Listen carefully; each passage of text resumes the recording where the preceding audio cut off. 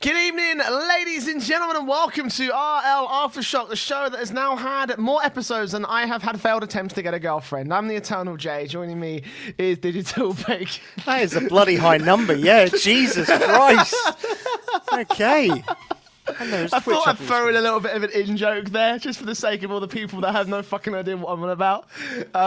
I've had bad luck. There you go. That's as simple as that. Anyways, welcome, ladies and gentlemen, to the show. It's episode 45. It's post-Montreal, post the final Dreamhack event. There is plenty of Rocket League being broken down. Bacon, my man, how have you been this week? Other than, being sick on day 2. Yeah, I was ill. Like, on day 2 of Dreamhack, I was at a wedding and then caught a bug there. So, like, Sunday, I was just absolutely sick as a dog. Monday, I wasn't feeling good as well. Today, I'm all good. So, I'm happy. I want to blame it on TCS, Monday night of that last game, which just, like, rejuvenated everyone. Me and you, throughout the whole of that, with sweeps and that galore, we were just there, like, oh, it's one of those nights. And then suddenly that last game, we were like, yes, it makes up for it.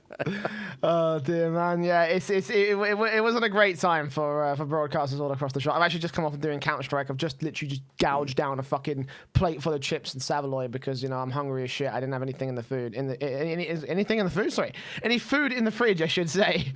So any fridge in the food. No fridge in the food. Yes, that's how it works. So, yeah, we're kind of all over the place today. So do excuse us if we're rambling and stuttering and being really shitty. But lo and behold, welcome to RLAfterShock. What more did you expect? Coming up for today's show, as we mentioned, we will be talking and breaking down all the results from Dreamhack Montreal, the final Dreamhack of the year. Probably the best Dreamhack of the year. Probably the best major we've had in Rocket League, probably ever.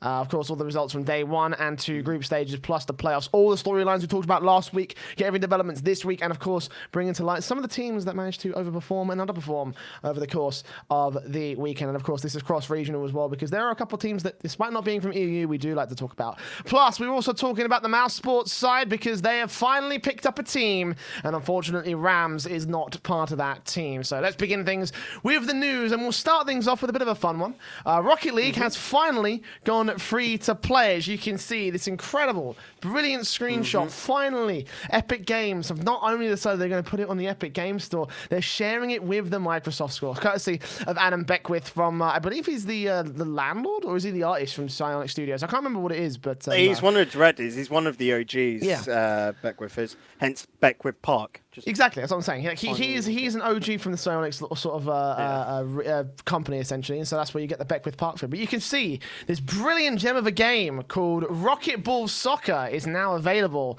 for purchase, I say for download for free via the Microsoft Store. So there you go. Epic Games realizing their error in their ways, and now they're no longer going to be putting it on the Epic Store. They're putting it on Microsoft. So a bit of like a business dealing under the table, Bacon. Yeah, and for me, the thing I love most is just the art. Not, of course, just their ripped-off promotional stuff for their, like, header bit, but the actual logo for the game with the RLCS logo, which has just literally been healed. Not even properly. Like, they couldn't even do it properly, and then just put text on top saying Rocket Ball. Can I just say, what a beautiful rebranding. Rocket Ball Soccer, from Rocket League to Rocket Ball. Beautiful. Absolutely fucking beautiful. For those of you who haven't picked up on the sarcasm yet, yes, we're fucking around, right? This propped up on the Microsoft Store. Like Adam posted this 15 minutes ago. We were like, we have to include this in the show. I love how fucking way we're going to miss out on this opportunity to meme the shit out of some random ripoff. The bio is what I love as well, because it's more like a novel or something like that. Soccer is an awesome sports arcade game in which you control an RC car as part of a soccer team. This is a little bit different from your typical soccer game. The teams consist of RC cars controlled by players and AI. It's just a really random sort of way to write a bio, and no game has ever written I also love, that. I should add, I think this has probably been ripped from another game, because soccer is spelled SOC capital COR. Yeah. So very clearly, like, it's some sort of stylized name for another completely different game. They just copied and pasted into this one without... I want to say there is a game called Soccer on Steam, and it's a clone. Like, and I know, at least they actually made their own game. I'm quickly looking it up now. There's a good chance you'll find it, I think, to be honest. Like, there's a decent shout, Bacon, but Yeah, this is a joke. I imagine there'll be some DMCAs. We just wanted to share this because, again, it came out 15 minutes ago. It was fucking hilarious. The chances of Rocket League ever going actually on the store, on the Microsoft store, is fucking 0 to none, obviously, with Epic Games and everything. But, you know, we just wanted to have a little bit of fun and banter with you over the for the course of the show, of course. For those of you watching on the podcast or video versions, thank you for being baited into my nice timestamp that I'm going to put there as the official news. Right, let's talk about some actual news this time. Mousesports. This was coming a mile away. We thought they would drop the old roster, what was left of it, of course, go over a lot to his brand new project in the bricks, and that's exactly what they've done. They picked them up ahead of Dreamhack Montreal, and they have welcomed in the lineup of Speed, Cooksir, and a lot to the table, who are having a great time over there in that organization. Bacon, initial thoughts on the story, obviously, like we predicted this, we called it, we were saying ages ago, like a lot should definitely do this, and that's exactly what he's done. Like, I don't even want to call it a prediction at this point because it was just near enough common sense. Of course, Mouse wanted to stay within Rocket League. They had a failed attempt first time. Orgs generally don't like to step in and have this absolutely disastrous point and then step out. So for here, they'll get their wrongs written, whatever you want to put it away, and they brought in a good team. The big surprise for us, though, is the second point about this, and it was the dropping of Rams, wasn't it, Jay? Yes, this is an interesting one for those of you who are not aware. Obviously, the former the former Bricks manager or coach Rams used to coach the Envy side back at the Gfinity Elite Series. Did a pretty decent job of it as well. But he's opted to. He hasn't opted. They've opted not to continue with him. They brought in Lethamyr instead as the coach of this side. And Rams put out a twit longer, as you can see. He had just to quickly run through it. It's one of the shorter twit longers. It's no, it's no triple trouble fallout like fucking level of twit longer, but it's like, hey, I wanted to say thank you to Cooks and Speed for allowing me to work with them in the past season, and Mystic, of course. It was a pleasure working with Cooks, someone I've looked up to forever, a true legend of the game, blah, blah, blah, blah. The circumstances were unfortunate. I was set to leave the Rocket scene last January, but I managed to figure things out. And obviously, just going through things that kind of stood between him and the team, most of the fact that he was working a full-time job alongside doing the coaching part-time, full-time sort of thing, which kind of conflicted with a lot of scrim times, which is actually a very valid reason, I'd say, probably for not having a coach or for getting a new coach. I'd say, I don't blame the Bricks. I don't blame the guys too much for making this move. But yeah, it's unfortunate that Rams has lost, to be honest. I think he did a lot for that team. I think he was very helpful, actually. I was talking to him about a project we have coming up, and he mentioned that he'd absolutely be down to help us out with it. So yeah, it's looking good. Yeah, don't expect this to be the end of Rams. He's already said himself he's looking to get into, like, say, other coaching roles, so smaller teams will either go into cast, and he wants to get in on our turf, which we don't care at all. We love that. I mean, look, we need more casters, dude. Like, we've got doing none. Thursday. He's on the Rocket Kingdom Rising Stars stuff, so I'm definitely excited to see how he does on there as well. So that'd be cool. But this move makes perfect sense here. Like you said, he's working a full-time job. They're going to bring in a guy that they're bringing in Lethamyr as the new coach, which makes perfect sense in the sense of he's an ex-player, he's a smart guy, and he'll be able to actually help them out and give them that insight as a player perspective. But then at the same time, for Mouse, they've got a lad who streams continuously and gets good viewership as well as puts out YouTube videos, which helps them on their branding, of course, putting out more content under the Mousesports name, which a lot of people don't realize is a big factor because, of course, they get all these, their sponsors come in. Let's just say Vodafone, the main sponsor at the moment, and then that's slapped on to one of Left's YouTube videos or on his stream, and that's just marketing. That's how it works. And so, again, there's a clever, important sort of like aspect to it. Yeah, it's a good move for the team and a good move, obviously, for the branding, obviously. Again, it sucks that Rams has left out of that team, but as you say, he's not done. He actually released a video today, the first of his supposed, many more YouTube videos that he's planning to release, talking about Chaussette and why he was so dominant over in the Dreamhack Valencia land. So he's had some time to do some analysis. He's gone over and actually broken it down. I haven't watched the video just yet, but I certainly do want to later today, so I'm definitely going to have a chance to check that out. And Rams seems like a very smart individual, again, talking with him at Valencia, having a chance chance to discuss things. And of course, me putting a little jokey tweet out saying, if you need any pointers, hit us up, because we do all the work and we fucking get nowhere in the EU's casting scene. So, he appreciated that. I think most other people did. Again, it sucks that he's leaving, but it's also a new chapter for him. He's not going anywhere, which I think is really cool. Again, the invitation is still there, Rams, for serious. If you ever do want to practice, you want to, get some pointers for us. If you ever just want to do some random casting, you want to guest on RLAfterShock, I'll be happy to pick you up. We're gonna start doing these interviews fucking soon when I get my ass around to actually contacting people about it. But maybe you could be the first guest. I don't know. We'll talk about that in more detail later down the road. For now, though, it is what it is, and the Mousesports. The bottom line is that the Mousesports side now have a decent team to represent them on the international stage. Yeah, all they're missing now is a decent esports decal, Jay. That is pretty much it. Because at the moment, they've just got like an NRG copy-paste job.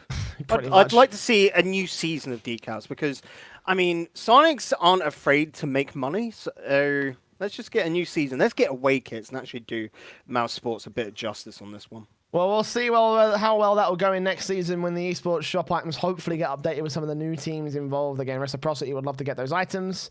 I'd imagine FC Barcelona would like to be involved, because it's FC fucking Barcelona. You could make a killing off that in the game. So PSG's already in the game, but not on the store. It's a weird one. Yep. Anyways, let's move on, because it's obviously been a slow news week. It's been a slow news week for the past fucking month.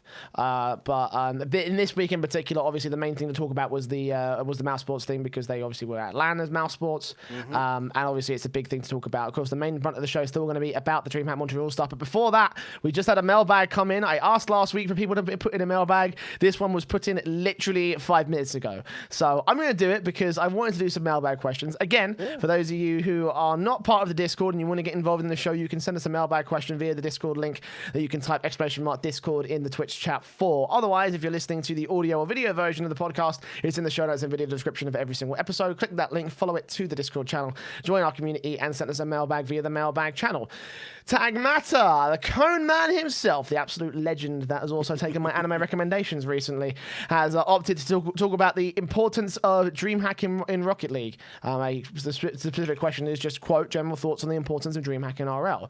And I think it's a very important little tournament circuit, I think they're stretching the word pro circuit a little bit, just because it's an open tournament with 32 teams, whereas if it was professional only, it would have to be like much more limited to only a few different squads, in my opinion. I'm just going to argue it's closer to being a pro circuit than an open circuit, though, purely because when it comes into sign-ups, there's a first-come, first-serve, and they generally, from what it's seen, is favour the bigger teams that they know can, do you know how they do that? Do you know how they do that? They actually, you're not part of the Rocket League Pro Discord, are you? I forget. No, I haven't been. They're in the Rocket League Pro Discord, and whenever Dreamhack do their events, whenever they do the sign-ups for the events, they open up a priority. They open up a priority sign-up. So essentially, they tag everyone in the Discord saying, "Hey, if you want to sign up for Dreamhack, you have the priority. Now's the time to do it. So check this shit out." And that's exactly what they do. They send it over, and then that's where the pro teams obviously get their priority spots, and everything else is to everybody else below that point. I still think the 32 is a bit too much for the pro circuit per se. Again, maybe 16 teams would be enough to just justify it as a pro circuit. But then also, I also feel that the Dreamhack events also serve a bigger role in the grand scale of Rocket League, not just from a professional standpoint, but also from the grassroots bubble scene level and RLRS level, because these are the only competitions or the only LAN events we're going to see the bubble and RL. And the rival series teams at, because there is no events for those teams. There is no LANs, and there's barely any fucking online tournaments, for fuck's sake. So like seeing the chance to check out teams like GCR and Echo Zulu and any other team, the Peeps obviously, just recently promoted to the RLCS, giving a chance to see those teams before they enter the new season and giving us a little bit of research information to gather up and news going into the RLRS play-ins, for example, that's coming up in a couple of weeks' time. You've got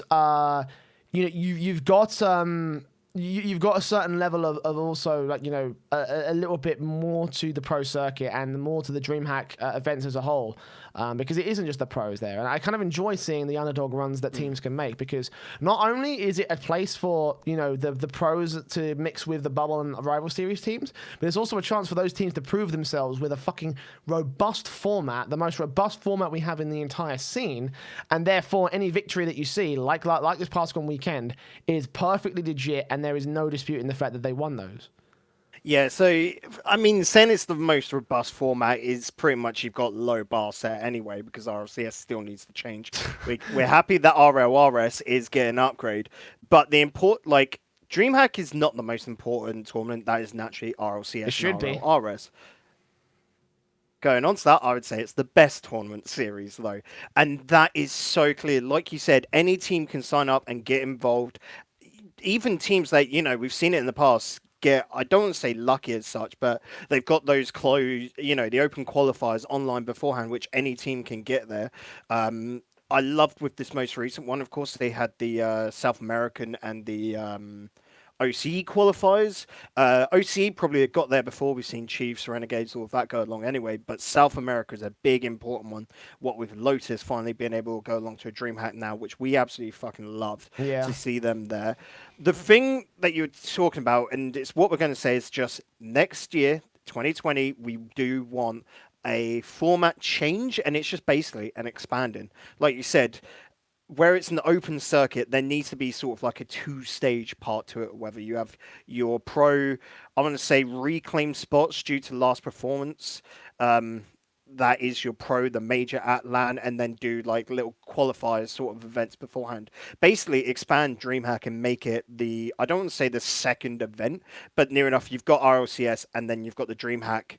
ESL have just done a thing with CSGO, haven't they, with a combined sort of stage there, and do a similar thing. They've got their own pro circuit in CSGO right now, which it's a bit of a weird one, because it's sort of like ESL and DreamHack, so the MTG sort of companies all working together, and it's a weird one because they're all their own isolated tournaments, but they're also feed into a big circuit where sort of like I'm not sure how the specifics are going to work, but essentially they all combine up to 1 to 2 big championships per year, similar to how the RLCS works, except everything's on LAN and there is no league play. From my understanding was that there was something like 4 majors and 8 minors. They all get points weighted to them, and then there's like a couple of like big tier 1 events where those points linked up into it, which I want to say is something I would love to see sort of come out from the DreamHack, because they've got enough events going on. Oh, so absolutely. Imagine DreamHacks. The 4 biggest ones like we just got now are your major ones. Then you have the smaller, let's just say $15,000-$20,000 ones where they didn't have the same amount of points, for example, but teams that could go from, like, you put one in France, one in Germany, and then that weighted enough for them to get invited, and all costs paid for them to go to the main top 16 event at the end of the year or whatever. That'd be incredible, and I think that would be something which DreamHack could come in and sweep and make Rocket League right up there on top scale. I would like to see. I'm just going to do a quick Google search real quick. Just want to verify something. DreamHack Winter is on November 28th. Okay, so actually, this is what I'd like to see next year, right? So if we assume the same dates and the same events, so Leipzig, Dallas, Valencia, and Montreal, I'd like to see the pro circuit taking place in those 4, in those 4 events. We have 100,000, same sort of format, 32 teams and everything. But with DreamHack Winter coming up in the November-December sort of region, why not invite the top 8 teams from each of those DreamHacks and invite them back to like DreamHack Winter? So we have 16 teams in a 2-round in a double group sort of GSL format into a double elimination format so that way we have the top so we have the top 8 teams competing in double elim, for example. I think that'd be a really fucking cool way to run it. That way, it's not just a circuit of independent events; it's actually a circuit that has a final endpoint. So that way, it's like, okay, you've got your DreamHack champions who have all claimed their little fucking car wheels, and then the winner can walk away with, I don't know, like a car or some shit like that. Not like actually like that, but that was sort of like how they were shaping it up with the way that they designed the trophies, and it felt like it was always building into something bigger, because now we have these teams that have the independent car wheels essentially. But I'd like there's some sort of like unification of that almost. Like this is the grand champion of the Dreamhack Pro Circuit, for example. I think that would be really, really great. I don't want to change anything to do with the individual events. I did say this in the past, but taking a look at what it does for the bubble scene and below, I feel like we would be very remiss to miss out on the opportunity to see those teams and see those players play. So yeah, like adding a fifth event, like a Dreamhack Winter, just going to Dreamhack Winter with the 16 top teams from across the pro circuit and giving them a chance to compete for something stupid like $500,000 or something. I don't know. For me, it would just be literally like the only thing I'm going to say is the problem there is Dreamhack Winter generally isn't a big Dreamhack. Dreamhack Summer is their own Dreamhack named one instead of going on their tours, you know, because it takes part in Jönköping in Sweden. No, Winter's also the same. It takes place in Jönköping. Yeah, no, but I'm saying they put on bigger events in the summer. In the winter one, they tend to keep it quite quiet. I think the only big one going on there is the CS Open that they do, which is what, 100,000? Yeah, which is traditional. Everything else, I want to say, is pretty chump change in comparison. Like you're talking $1,000 BYOCs essentially to that. Yeah, they've got BYOC competitions and shit. They've got an FGC. They've got a fighting games one also on the main roster. But again, it would be a great opportunity to have like a Rocket League join that main roster because Dreamhack Winter is considered. In esports history, it's a very prestigious event, right? Probably not anymore with the way that CSGO has sort of like moved on to bigger and better things. But wouldn't that be great to have like a Dreamhack Winter super major almost? Well, yeah, like you can claim it. Respect. Like you look at it right now, and it's actually prime to be put there. And this is what I'm saying. I'd like the 4 big ones. That is the big final, but then another, say, 4 smaller ones where, yes, the prize pool is smaller. Like I said, 10,000, but the money from that was to go to the bigger events, essentially, to the majors, the 50,000, and then just like I said, take it from that 32 team and make it a little bit more of a robust, maybe 16 teams, so they get playing more games. Because that's the only problem I can really say I have with the Dreamhack series is just because I don't think that each team is playing enough games. At most, you're playing. I want to say it's 3 a day, you know? I would just like to see a few more, but that's coming from a fan that just wants more games from his favorite teams, you know? I mean, that is it. It's understandable from a logistic point of view. Yeah. In the end, I think logistically you can do like a 16-team GSL group stage into a double elimination bracket because day 1 will be the groups, day 2 would be the first part of the bracket, day 3 would be the second part of the bracket, including the finals. So you could do it. You could definitely do it, and you wouldn't even. You probably need a B stream for the Friday, probably not the Saturday, depending on how you run things. But yeah, I can see it. I can see it. We wouldn't mind the online broadcasted being on the Friday. Oh, absolutely, That is the only thing we want to see. B-Stream have its own studio. Oh, yeah, no, we'll get to that when we come to Dreamhack Montreal specifically. But, yeah, no, again, I feel like it just feels so right with the way that, with the contribution that Dreamhack has made to the esports space. And, again, this is the OG LAN party. So imagine having Rocket League, a big major, at the OG LAN party in the world. Like, that would be so fucking sick, I feel like. You know, it would be such a great sort of promotion tool, you know, to build sponsors and to build hype and prestige around it. I think that would be so cool to cap off a pro circuit, you know? Yeah, the only thing I'm going to say where this wouldn't happen, because I could see this being a possibility. Dreamhack are loving it. So they're getting great viewership. They're getting great audience interaction with it. The only problem could be is Facet's involvement. We've seen them come in with the CRL taken over from Tespa, who now no longer have any involvement in it. Now, what would if Faceit want to get involved and have more than just the college stuff, that probably means Sonics would have to not. I want to say put on, because they still strong arm their events, don't they? So they're probably not let the Dreamhack stuff evolve into this bigger circuit and then allow. They should. Again, they absolutely fucking should, yo. Like, you know, this was one of Dreamhack delivered the best major of any Rocket League tournament. You know, like we would be completely remiss to strong arm them out of expanding and doing more. You know? And I was going to say, stuff like their intro videos, like even doing one for 1NE was great. But that sort of stuff, they're going up and beyond what Sonics are doing with RLCS, which Exactly. I can imagine Sonics probably don't like too much, but at the same time, it's given them the kick up the butt that they need, I think, with RLCS2, which needs to start growing again in its content creation and its Yeah, personality. we'll take another episode out, I think, to talk about that in more depth because yes, we are approaching our RCS season, so we do want to break down things and we want to talk about our the direction that the scene is heading in, the direction that the RLCS is heading in. So we'll take an episode out to do that later down the road. But for now, we're going to move on. Again, thank you very much, Tagmata, for the question. And again, if you want to send us a question, it's !Discord in the Twitch chat, or it's in the show notes and video descriptions of every single episode of the podcast if you're listening on demand via the various many podcast platforms and shit. Right. Montreal. What Canada. a event. Oh, Canada. You apologize, you love, and you deliver some fantastic Rocket League, apparently. What a major, man. Like, holy crap. So many great matches, so many great rivalries, so much compact into such a small weekend as well. Like, it's difficult for the regular person who's not an idiot like us to unpack it all, you know? Well, that's just because, again, there's so many games going on at the same time that it's incredible. We were talking about earlier, say, you want the B stream to be on studio, but then you'd probably, if we wanted to expand DreamHack, you'd want maybe even a third, even a fourth scene, if we were doing so many groups, going on or whatever, like the GSL stuff. But here, it was crazy. And of course, we're a little bit upset we didn't get to see every single match. Like I said, I was out winning, so I didn't actually get to see any of day 2, but I caught everything on day 1 and 3.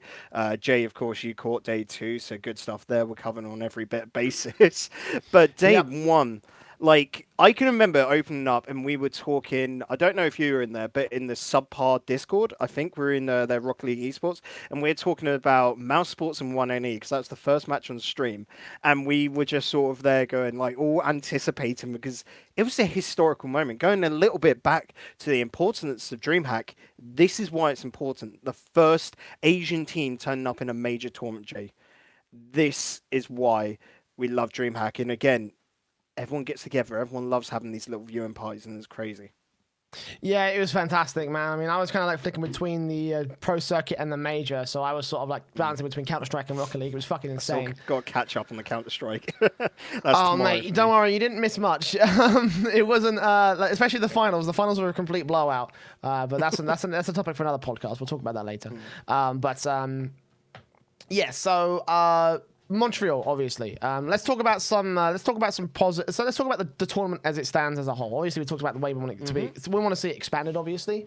But this event specifically, let's talk about like what we think could be improved. So I think there were some technical issues on day 1, which kind of stopped things working out a little bit.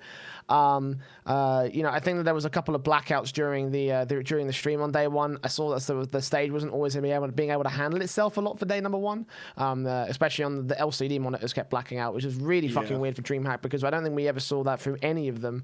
I think overall the production quality for the mainstream just kind of got better and better though, like over the course of the DreamHacks, like in Leipzig they didn't quite know how to balance things, they didn't quite know how to make things work, and then going across every other little segment, like everything just kind of built over the course of the entire circuit, Yeah, my big 2 problems, like you said, seem to be power management. It must be to that, because the way that DreamHack generally runs is if you can imagine one massive exhibition hall and they just section it off to different games. So however much power delivery was to Rocket League probably wasn't enough. That's what it looked like anyway. That's why certain stuff was getting shorted out. But my biggest problem, and it's going to be so nitpicky, was music. After each game, it cuts the music generally in Rocket League. Yeah, I know didn't exactly do that what you're this on time. about. It was quiet with just casters, and then as soon as you started loading into game with a countdown, it started music again.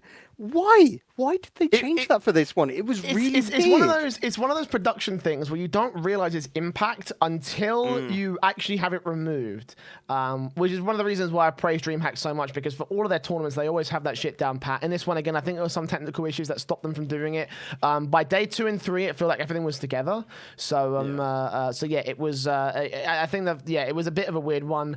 There was also some issues where they would play music during the breaks and the music would cut off and they'd go to the next song. Also, someone hit the skip button on Spotify, Yeah. which is also a bit jarring as well. That was something that we're staying on to day 3. I mean, I don't think many people noticed it. Again, it's a very nitpicky sort of thing, right? But for DreamHack, again, I've heralded them as some of the best esports production in the entire industry. So it is a bit of a weird sort of criticism to make, and a bit of a weird mistake, I'd say, to at make. the same time, you got to think, if this is our criticisms, this is us nitpicking, it's been a good event, you know, like it shows quality from that. The worst part about it, I mean, that's just only focusing on the mainstream. The worst part about it, I say again, for me, is the B stream.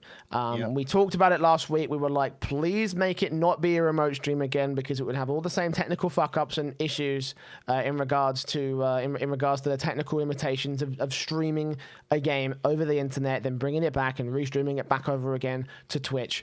Like, it just didn't work again, you know, like. Daz and Stacks got so much shit for having delayed reactions. People kept saying, "Oh, it's scripted because they are because they're delaying everything." It's like, no. It's a technical limitation of the technology they were using, because they can't connect to a LAN server from online. Therefore, they needed to take the video from the observer perspective, stream it out to them. They had to stream their feed back to the venue, and then they had to put that out to Twitch.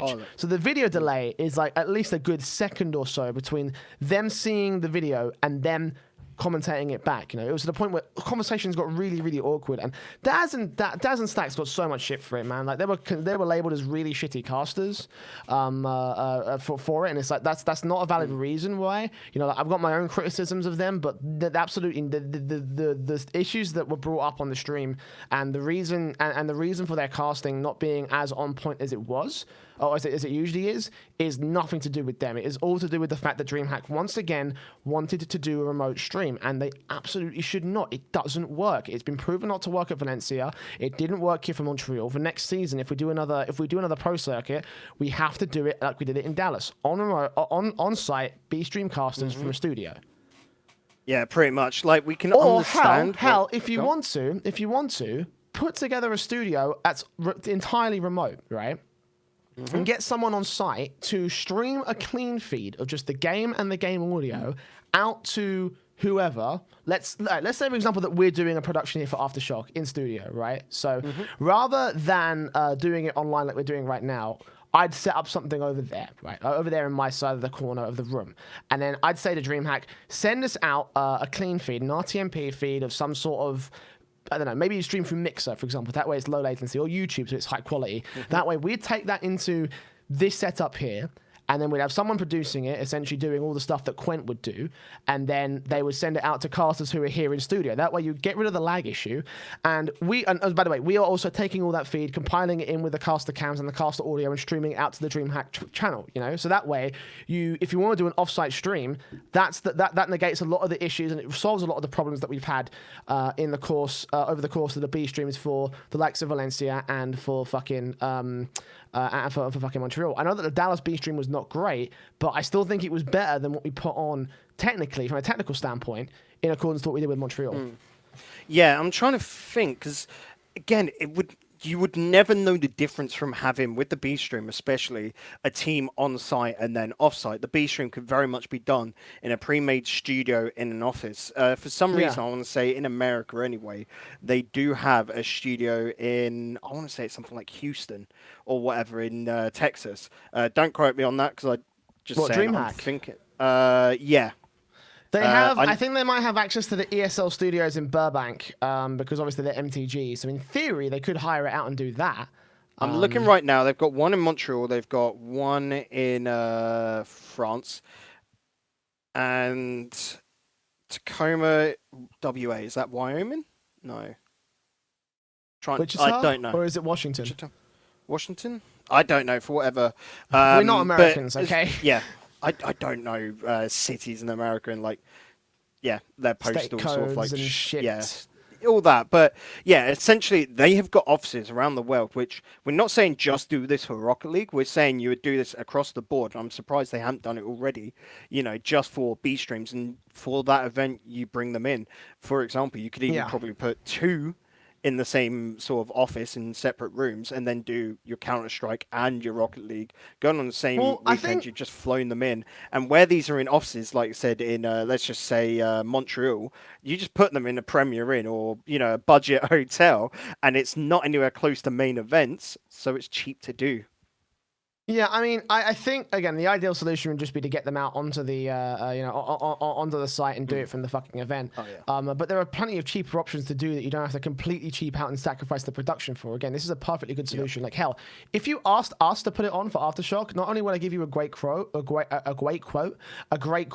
it, I would also.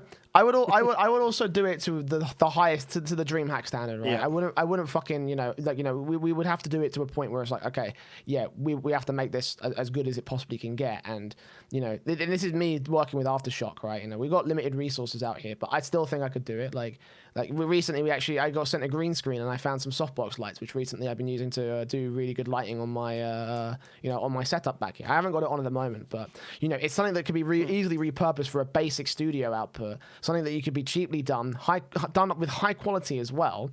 And I feel like the Dreamhack are missing out on that opportunity because you bet your ass that Rival or Rewind or we would absolutely love to get a crack at casting some fucking Rocket League from Dreamhack, right?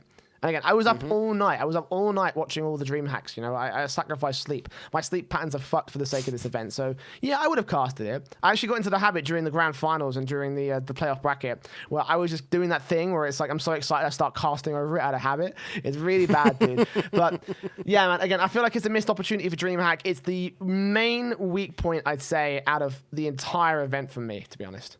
Yeah, and of course we're just gonna pull out the big obvious point where you're on Dreamhack, you're on the B stream for one of the biggest tournaments. This is again the second biggest tournament in Rocket League, essentially, because it is the circuit, and you've got casters in their bedroom. It looks a little bit of a joke. Yes, this is. I mean, yeah, credit to Stacks. Like he tried his best to put like the Triple Trouble banner behind him and just say that's that's like a bit more of a Rocket League thing. But dude, Daz is like me. Like he's got posters in the background and fucking stupid. You can't help it. I can't help it. I could hang up a green screen and make it look somewhat presentable, but then you'd have to green screen it out because the green screen on its own looks horrible. So like it's. Again, it's one of those things where it's just the case of the professionality of Dreamhack and the production value of Dreamhack was sacrificed for the sake of saving cost when it's absolutely unnecessary to do that, Yeah, and again, when you're looking at Dreamhack, you can understand it because profit is, it's a business at the end of the day. But when it comes down to what your product is and your self-image, you need to hold yourself to a better standard than that. Absolutely. 100% agree. So there you go. That's our feedback on the event as a whole. A small thing as well, by the way, since Tag just asked it in the Mailbag segment, in the Mailbag channel, I might as well talk about this. The impact of coaches and their addition to Dreamhack. How do you see teams implementing them and how to use them to improve? Now, obviously, that was another thing about this Dreamhack, the fact that coaches were allowed on stage. I'll start with you, Bacon, on your thoughts on this one. Like, what do you think the impact of coaches was on, the game? Currently, because it's still so fresh and new, they're glorified cheerleaders. That's what it definitely feels like. But you could definitely see with some teams that sort of cheer, a player behind, a coach behind them just basically say, don't worry about that, get on with this. This is where you're going wrong, just quickly swap that up. It helps with the mindset of things. It's a small case of it, but with Rocket League you're not going to get that much more from coaches on stage unless we've started doing breaks and change up in the format a little bit for here where you've got best of five. I think my understanding, go on. Based on what I saw from the stream, I think my understanding was that they have a similar rule to Counter-Strike where coaches can't talk in the middle of the action, but in between the breaks they can come in and start giving advice and start coaching them essentially. That's what the point of the whole thing is. And I think that overall it kind of worked out well. I think a lot of teams sort of saw some improvement. Reciprocity didn't have the best of runs at this event, but I think that they were looking really good because they had Yummy Cheeseman behind them, giving them pointers and giving them tips. And I feel like that was also the case for them during the Beyond the Summit LAN, where of course they made it all the way to the grand finals. So. Yeah, I can see that being a thing. I can see it. I can see it expanding past what it is already. I can see teams implementing them and using them in better ways. It's early stages still. That's what it is. Yeah. Like, coaches will only accentuate a team, only make them sort of like better in that sense. But it's not. The real core is still the team itself. You've got to just expect that. You know, the Yeah, team aren't absolutely. feeling it that weekend. It's not going to be bad. Like a big example there is actually we're not going to go onto it much, but I'm going to use Vitality as the example where they weren't as inconsistent as other DreamHacks at this tournament. Absolutely. Well, yeah, I think that that's really what the coaching thing was there to improve. You know, to improve inconsistency and to give them the opportunity to unlock the true potential of certain teams. But yeah, no, Yes. I agree that it was a great idea, and I certainly want to see it at more events. RLCS, I hope to God that you do. So let's see how things go later on down the line. Right, we've talked enough about the event. We've talked enough about the semantics and the specifics and the production and the rule changes. Let's talk about some results because yes, there was some fucking Rocket League played out. I'm not sure if you were aware. We might not give the impression with what we talk about, but there you go. So, let's run a quick breakdown of the group stage from day number 1. We had NRG, GC Aura, Mousesports, and TSM winning out on the first group in Group A as standard through in that order, of course, from top to the bottom. Group B had Reciprocity, Rogue, Complexity, and Lotus going through. Group C had Renault, Vitality, Dignitas, The Peeps, and Space Station going through. Cloud9, G2, Plot Twist, and Ghost Gaming for Group D. The notable losses for this particular group, I'd say, were probably Afterthought and Bullsend from the Group B, and I believe that there was the Chiefs from Group A. Those are the two ones that stick out the most. Barca And FC from Barcelona. Group D. FC Barcelona from Group D. You're right about that. Yes, they had a pretty poor performance. Pretty shoddy stuff coming out from them in the first day. They are the third EURLCS team to go out in the first day. TSM twice, and then these guys, are third. These guys here in Montreal. Anyway, day 2's groups looked like Mousesports, Cloud9, Dig, and NRG going out or coming out of the Group A move and then moving into the playoffs as those top and bottom seeds. We lost Rogue, Plot Twist, Lotus, and Space Station in that particular group.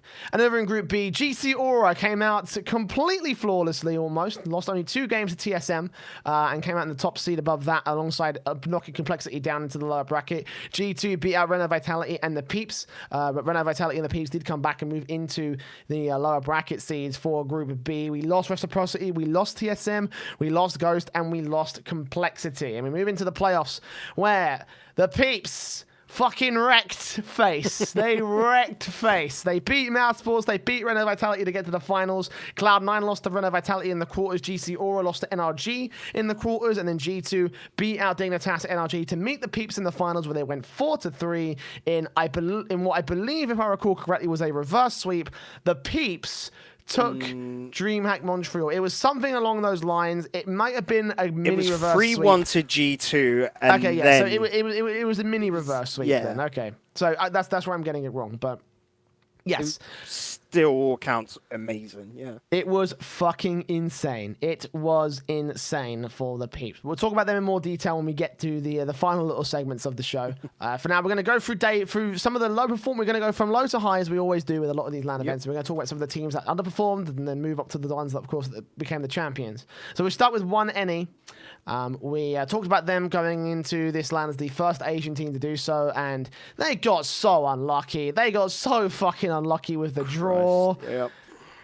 They got so fucking unlucky with this draw, man. This just breaks my heart. This truly breaks my heart because I think that if they had the chance to go up against a team from the RLRS region, you know, your likes of GC Aura, maybe your Nameless or your Paradox or your Afterthoughts, for example, then maybe they would have had another decent chance to, you know, show a little bit more performance.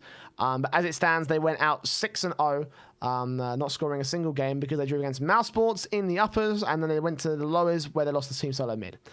And again, it sucks. It fucking sucks big time because I feel like. I feel like there's I feel like that there was more potential for this team to do some decent work, you know? Yeah, definitely. And we stated this last week that it was going to happen. You've got to, like, yes, there's all this hype about Asia coming in, but we saw straight away they were going up against Mousesports and knew this was going to be one where if they get a game, they've done well. Following up there, we thought they would be going up against GC or at this point, which we thought that could swing their way. Who knows? because of course going before this, GC Aura was a team no one had really any idea of what their expectations would be. Surprise, it was definitely under-expected on the expectations for this weekend. But them going up against TSM was just easy pickings for TSM. So it hurts to say it and all of that, but 1NE doing, I would argue, as expected. I would like to point out, though, one game differentials against TSM still showed that TSM were rocky. And 1NE, they're not bad. They've just got to have a little bit more time to evolve. And when China finally gets really into Rocket League, we've already seen the inklings of it at the moment, Jay. Once that starts to develop about this time next year, we'll say 1NE could be a disruptive force.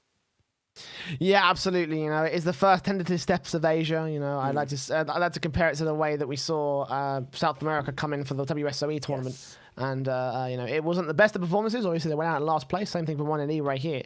But it is a start. And again, they showed a bit of potential, you know. They showed a bit of potential against TSM. You know, all games were within one goal. 3-2 and then 2-1. Well, 3-2 on 2 games and then 2-1 for the game 2. So there you go. Not too bad from 1NE considering that's a fucking EU RLCS team. We'll talk more about TSM as they move forward. Again, a bit unlucky for 1NE this time. I hope they go to another Dreamhack. I hope the seeding is a little bit better this time, but we'll find out as time rolls on. Right, let's move on and talk about FC Barcelona because they were the big underperformers for this one. Group D was their group and they completely fucked it. Oh boy. I think that's an understatement, to be honest. Jesus. They lost a plot twist initially with a Brazil in the first game, by the way. They Braziled out of fucking plot twist in game 1 of their series in the opening match of the group. They went to OT twice where they were just about able to win it out. And then come the 5th game, they didn't score a single goal against plot twist. Like, shit, dude. Like, this did not work out well. Then they went up against Ghost Gaming in the decider match of that group, and they lost to them as well, 3-1. Like, the problem with this team right now, and it's an issue we talked about in Valencia, right? They felt like 3-1s players playing with no structure, no coordination, and not really anything of any sort of like, you know, competitive stance, essentially. Like, it didn't feel like a team that was playing to win. It just felt like a team that was touching the ball and occasionally moving somewhere. And that's kind of what I think flared up for Barcelona for this one. Like, they really, really shit the bed today. Yeah, and we sort of expected this. I'm just going to say, coming into it when they lost Alpha, we knew as soon as, like, you know, it's like, oh, Alpha's on the way out. We were like, what are you doing, boys? No. Yeah. Like, originally they were looking to kick Bluey by the rumors and all of that. And that would have been a better move than getting rid of Alpha, I tell you that right now. Oh, yeah. Alpha is the glue to this team. He's such a strong player. And it just came down to, yeah, they've not got that chemistry yet, Ronicky. Hopefully that changes naturally for the team. But this, like, it did not look good at all. Like, don't get me wrong. Yeah, going to game 5, it was only just, they really had to fight, you know, tooth and nail to get there. Against Dark Allegiance afterwards, that was one of the lowest seeded teams. What would you expect? That's just a 3-0 for them. And then go against Ghost Gaming, who, again, for me, at the moment, look a little bit shakier than what they used to. Ghost Gaming is definitely going to be a team that does wind up in the bottom 2 in NA this coming season. Yeah, that's not a good sign for Barca to go out 3-1 like that. Yes, I know there was 3 overtimes in the 4 games, but Barca is never a team that really, I want to say, liked overtimes. Like, it's always been very shaky for them, and it still continues. Yes, indeed. I have to agree on that front. Yeah, this was again, like, Barcelona seem to have the same issues, but now they're accentuated that they've lost their big dog, essentially. There are rumors flying around that they're waiting until the end of the next season before they kick Bluey, and then Devo is going to find a new third, which is, again, the intimation behind the scenes of what a long-term plan is for this squad, which is very concerning if that's already what the long-term plan is before we've even started the fucking season, you know? Like... And especially considering that also the complexion, I was speaking to people from FC Barcelona, they were saying, you know, the complexion of the team is built around this, you know, Ronicky and Bluey combination. And it's like, well, if that's the case, why are we looking to kick Bluey out then? I'm hearing conflicting reports. I'm not sure what's going on. Like everything seems like a real big fucking mess at the moment in Barcelona. Next season, it will come down to which two decide to stay together. I'm going to tell you that right now. And I'd imagine it would be Bluey and Ronicky staying together because it's essentially that Diva and Bluey don't get on apparently. So there you go. Well, yeah, that's that. Yeah, Barcelona again, big disappointment this time. Yeah, not ideal in their in that whole line. So let's move on and talk about reciprocity. We had these guys pinned to be in the finals against NRG. Which is curious because neither team made it to the finals actually. Reciprocity actually dropped the ball in day 2. They lost to TSM, and considering that TSM already had a bit of a struggle against the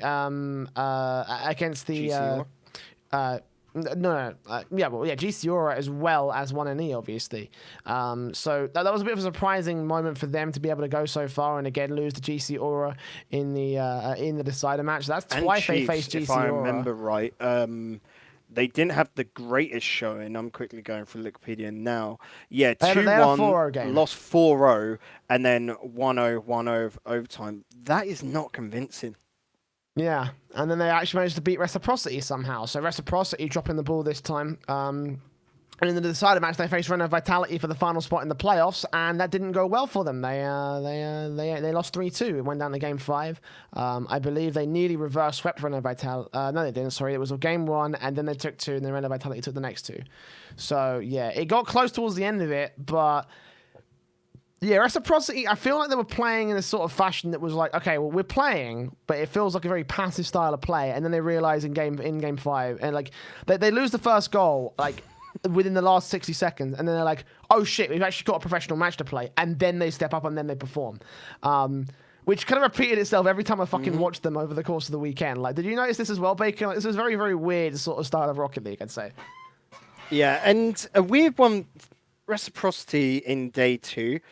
Here's an incredible stat for you, and I don't think I've ever seen it before. Out of the 14 games they had over the day 2, 10 of them went to overtime, Jay. Fuck me. That's like a fifth of all the overtimes we had across the entire of the Dreamhack. Like, yeah, shit, that man. is absolutely... Apparently, I saw some stat from Wikipedia, and there was like 2 hours and 20 minutes in total of overtime on stream. What the shit? That's ridiculous. That is. My God. Like, overtime was just the hot trend this weekend, and Reciprocity definitely hot in it as well, because every single game in that Reciprocity Complexity match went to overtime. That is just ludicrous. Yeah, it's insane, honestly, from Reciprocity, how I don't want to say they dropped the ball per se, because they managed to win a number of matches, and obviously they were able to take a lot of series to get to day 2. But honestly, I had and them you can understand the loss to Vitality. We'll say that. Like, that was a close game 5 scenario. But again, against TSM, who have really not been on ball recently, that was probably the bit that killed them. Yeah, I mean, again, it's such a jarring sort of prospect as well, because I mean they had a close series against Complexity as well when they lost that one, and then they barely won that one. It was it's so weird to see, because again they've gone from being so fucking confident and so good at Valencia to not as confident but still quite good at fucking Summit to now very touch and go almost, Well, because that's the interesting part of this weekend as well, where on day 1, they went 6-0 out of day 1. They were great. Didn't drop a single game. Then day 2, having to take it like that, just near enough scrimping everything by. And for me, this came down largely to Chorset not being great this weekend. Now, I'm going to put a lot of the weight on him just purely because he's not forming, being that ultra striking force that we've seen him. And that's where I was going to say PSG, but Reciprocity are their strongest. Fruity had to step up, and he took on a lot of that aggressive style. And you can see the structure of the team doesn't work as well. They're good, but they're not top EU level good when Chorset is not on form. And to me, Jay, that's worrying because naturally now you're going to see a lot of these teams when they go up against reciprocity will probably start focusing Chaucer a lot more with demos, knowing that the team could start crumbling behind him. And then, of course, the natural factor, if it's a day where Chaucer isn't feeling up to it again, this is a team that you can automatically say is going to have a hard time, which is a yikes, you know? It's eerily similar to to a team we have in Counter-Strike called Na'Vi. You'll know who these guys are, obviously, Bacon. But they're like a team that has the best player in the world right now. It's a guy called Simple in Counter-Strike. Yep. And he's known as the best player in the world because he posts insane stats. And oftentimes he's the man carrying his team to victory. And for sure set, he was doing a lot of that in Valencia, I'd say. He was having a lights-out performance in that tournament. But the fact that he's kind of dropped off a little bit since then, and now Reciprocity are starting to crumble a little bit again, like this team... It harkens back to the Simple Na'Vi, essentially. It's like, well, yeah, you have the best player in the world right now, but what else do you have? If he goes out of form, if he has a dip in performance, then suddenly we've got fucking problems. And this is very clearly what happened to Reciprocity again. Like, it felt like, I do admit, I did think that Fruity had a bit of a better performance. He was a bit more active in the server. You know, he was a bit more of the supportive role. That's because he had to. It was a weird one where normally, he usually has a supportive role, but this time he actually stepped up to fill the shoes a little bit, but it wasn't enough. Again, really, they needed SureSet to step up, and if SureSet's not performing as a world's best, then Reciprocity very clearly are not also performing as a world's best right now. Yeah, and again, this is all it hinges on players doing certain roles, and when they're not up to the challenge on the day, they can't do it. They're not top. Like, as we saw, they're good. You know, going to Game 5 against Vitality, beating out Complexity. But this was a team that just came out of winning Valencia, you know, coming into the next Dreamhack, and you go out in day 2, it's not good. Of course, naturally it's hard because look at these teams, they're fucking stellar. But it is still that case of when you've won one Dreamhack, you're expecting to move on to the next and get up to at least top 4, you know? Yeah, absolutely. For Reciprocity, unfortunately, they didn't make it happen this time. They went out in, what was it, 9th through 12th, I believe it is? Yeah, that sort of joint spot. The runners up to day 3. Yeah, bottom line is that they went out and they obviously did not make it to the top 4 and to the top 8 as well. So there you go. Another team that didn't make it to the top 4, we talked about Alpha earlier, how we moved from FC Barcelona to TSM, or FC Barcelona shit the bed. TSM did the exact same thing, but not quite as much, I want to say, Bacon. They didn't make it to day 2. Where they obviously took on the Reciprocity side. They beat them in that first round match. It looked pretty confident. Then they lost to GC Aura, which we'll get to those guys in a minute. I will say that fair enough. But they did lose to GC Aura, and then they lost to the Peeps after the fights. They lost to the... Unfortunately for TSM, that they actually lost to the 2 teams that actually had the biggest overperformance out of any of the teams in the whole fucking thing. But... I'm not sure about the point that you made in the document here, because you said TSM Alpha is not the answer. I think that really they looked quite tentative. I think they looked quite it felt like the teething period in day 2 when they weren't quite playing as locked on as, you know, aggressive as Alpha was. It felt like Alpha was being held back by the rotations and the system that his team has in place. And I think that once they learn how to fit him into that system or work that system around him, they'll look like a pretty decent team again. This is certainly like the first sort of event performance levels, I'd say. Yeah, thank you for saying that, because that is exactly what I was going to say, you dick. It is what it is. That's why I put the question down. This is great minds think alike. That's why I brought you on the show. Okay, there you go.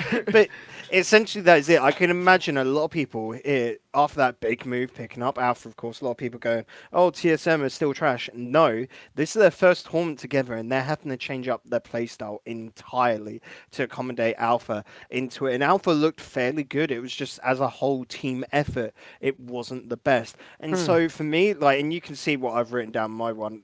Naturally, it's their first tournament together, and it looks like they can only get better, which is a great sign, because at the moment they're probably middling on I would argue probably bottom 2 RLCS role, but if they can only get better, that's good for upcoming league players, because it should mean that, for me, I reckon this is a team that's probably just going to look to maybe scrimp that last place at LAN. That's their sort of goal. That's what should be, I'd argue, the top end of their expectations. But really, them just staying in RLCS this season is probably where you should place them, because this is a team that has still got a bit more work to do, and they're going to have to improve fast if they do want to make it to LAN. I will say though that I think TSM do have the potential to go further than just staying in the RLCS. You know, I feel like there's potential for them to move into the point of making a good run in the regional playoffs, potentially even go even further than that, and do good move to the. The further they go, the better they'll get. That is it. I think that's certainly the case. You know, there's a lot more to be unlocked. You know, maybe when the coaching rules come to the RLCS, then we'll see Alpha truly fit into the system, and maybe we'll see like a system that fits around here. Maybe we'll see TSM become a world beater, because I'd say the elements of this team do lend themselves to being world beaters. You know, they've got one of the best players, one of the most mechanically gifted players in Europe right now, and he's playing with TSM, a team with fucking Metzenaris on it, and we know why we love Metzenaris. You know, you should too if you're not fucking a fan. So you know, and they've got like a lot of potential behind them. So I can see them going further, but yeah, I would say that my expectation for them going into the new season will probably be to be staying in the RLRS, but not making it to the LAN event. You know, if they were able to hit that, that is like the par mark for them, right? If they can go higher than that, perfect. If not, then I think that's absolutely acceptable. Yeah, exactly. That's why we're not going to bang on about TSM with this performance, and if anything, if anyone was, shut them down, because it is that case. Moving on to the next team, though, Jay. Complexity, I want to say it's got to be a very similar story, because Complexity didn't have much luck with a draw, did they? No, yes. They had a decent time in the first day. They beat Bullsend. They drew against them, obviously being a top seed team. And then they went up against Rogue, which is fair enough against Rogue, because Rogue actually are a legit North American powerhouse. Complexity beat out Afterthought in their people still sleep match. On them. It's weird. I don't get how often they don't sleep on them. And Complexity then in Group B went on to face off against GC Aura, which is understandable that they lost this one, considering what happened with GC Aura as they went on throughout the course. And, you know, taking a look at the grand scale of their run. But the team that they dropped down to face up against, obviously, was Reciprocity, who took the upset to TSM earlier in the day. And that is the issue right there, right? That is the problem that Complexity faces, the fact that they drew against, they were a team upset and then drew against another team that were upset, and it so happened to be the Dreamhack former champions. And Reciprocity, although they weren't performing amazing against Vitality or TSM, they were, you know, they're still a better team than Complexity were, and they actually beat them in 5 games, 3-2. So the Complexity, I feel like if things went a bit differently, right? If they didn't take the loss to GC Aura, if they didn't face against Reciprocity in that first round, then they wouldn't have gone out so soon. I don't think, you know. I think that they beat the right teams that they should have beaten, with the exception of GC Aura, and I think they lost to the right teams that they should have lost to, again, with the exception of GC Aura. You know, like, I feel like that they've placed perfectly average in terms of where the results landed and where the draw sort of allowed them to fit in. Yeah, and we've got to note that GC Aura game, yes, it was a 3-0, but it was 1-0, 2-1, 2-1, so a super close series. I can't remember. I don't know if that one got on stream, but essentially, I think it was on the B stream. Might have been. But of course, we couldn't blame them if they picked a different match, because once you get into day 2, every single match is stacked. This is why we're saying why just put it to a top 16, and then it's entirely all pro teams, isn't it? Essentially, from that point onwards. But nonetheless, yeah, losing GC Aura, that's a hard loss for them naturally. But coming up again, 2-game 5 against, and them all being overtimes, a lot of back and forth as well with Reciprocity. We just got to allow it.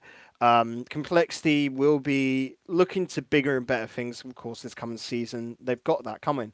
League play will be their main focus from now, and they've probably got a lot, I'm going to say, from these losses to work on, especially since they did struggle with the NA teams. You'll notice it just from the playstyle. What with, dropping to Rogue, they did struggle quite a bit against, if I remember right. It was fairly close. Afterthought took a game off them, which they probably weren't so happy with, naturally, with the level of Afterthought. But they've got a lot, especially from that GC Aura match, to go away, look at the VODs, look at the reviews, and improve from, which is good for their league play season coming up.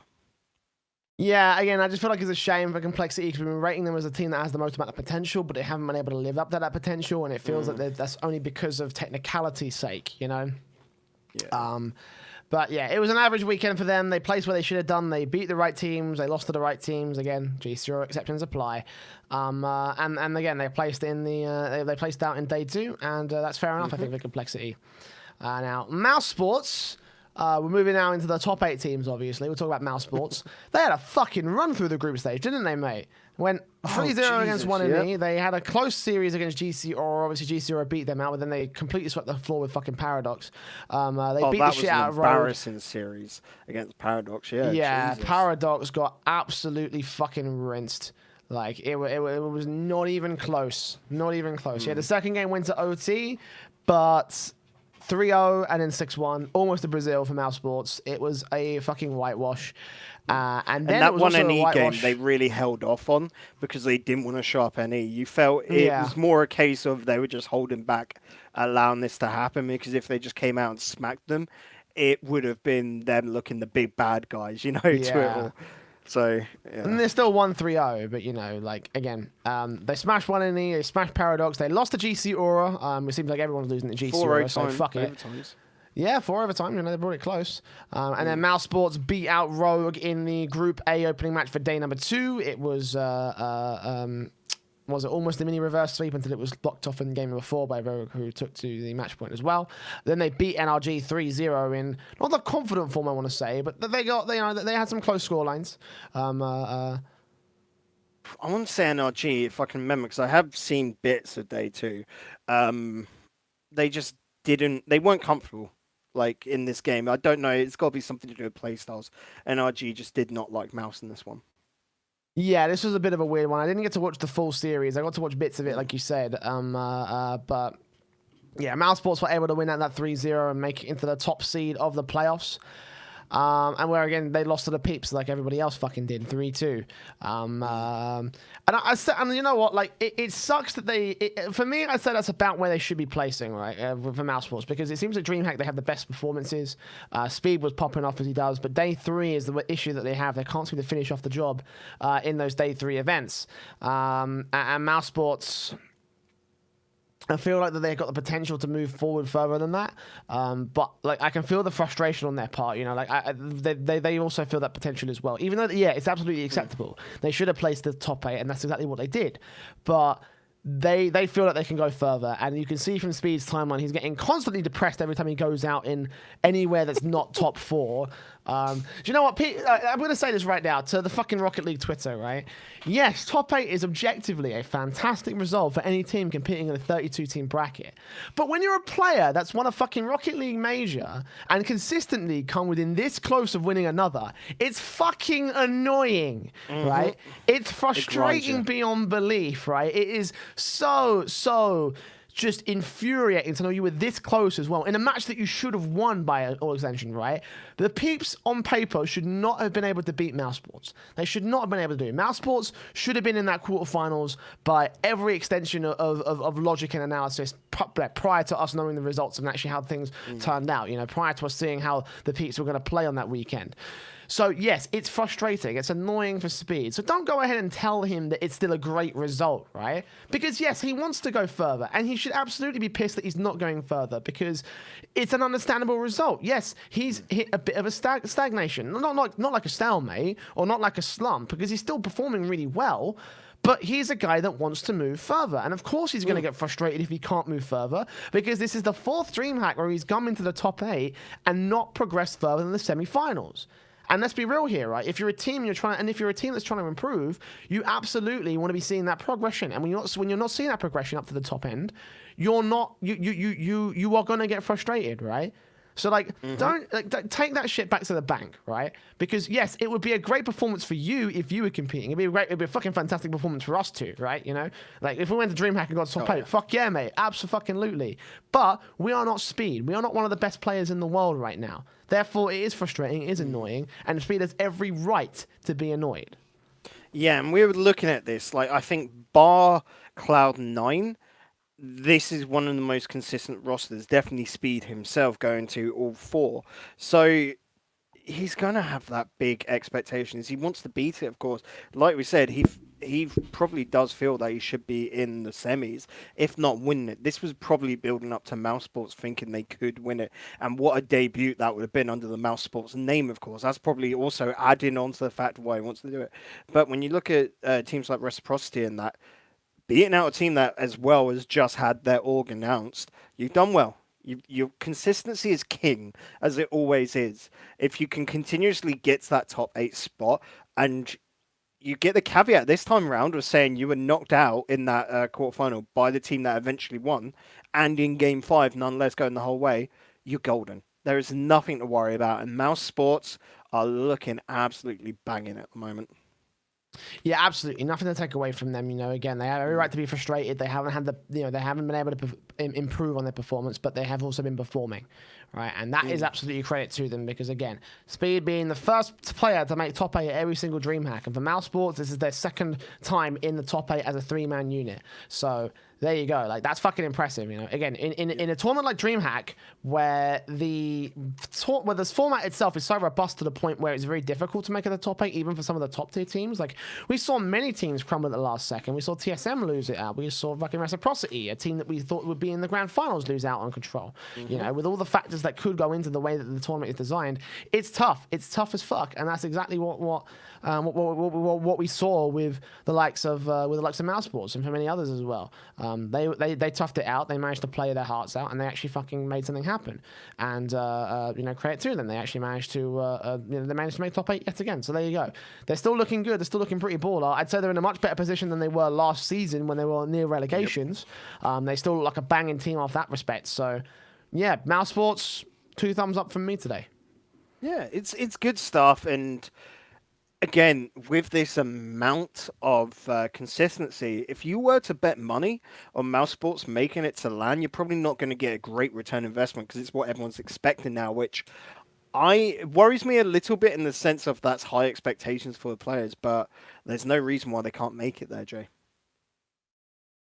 Well, there you go. Mousesports, again, being as consistent as they always have. Top 8 in another Dreamhack, making it 4 in a row for Mr. Speed. Right, let's move on and talk about a team that we panned off hardcore last week. We actually didn't even talk about GC Aura. But they made a run that many people were considering to be the Echo Zulu of Montreal, essentially. And while the caliber of team certainly is, well, I should say, by the way, I should stress, it was the analysts who pushed this fucking narrative beyond belief. Like, I made the comparison on Twitter, but they took it to a whole other level, right? Like, it's a comparison in the sense that there were 2 teams that were not expected to make it as far as they did. They were not expected to win the matches that they were drawn against. Like, take a look at the teams that GC Aura faced off against. You've got your fucking TSM, you've got Mousesports, which is a team that they beat. They beat out Complexity, they beat out TSM again, and then obviously they beat out, also they tried to face off against NRG. So they've beaten out EU RLCS teams left, right, and center, and you wouldn't expect them to be able to do that. So in that respect, the comparison is true. But they are more experienced players than Echo Zulu. Despite that, I still want to make the comparison. And they were going up against teams they knew. That's what you've got to look at right now. They would know TSM, how they play with it. They would know how Mouse plays. And they would also know, of course, how Complexity played.